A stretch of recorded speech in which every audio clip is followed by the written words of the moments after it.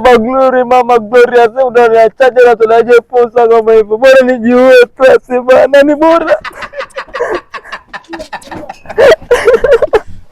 Wewe. Wewe chuga. Vipi? Una nafasi yako. Hapo ndogo na unataka na kujinyonga huyu. Unataka kujinyonga? Mungu saidie. Hivi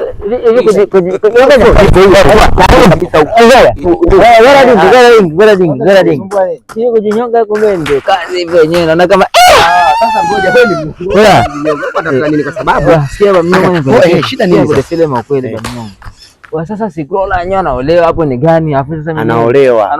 Sasa amegundua wewe nguvu za kiume huna.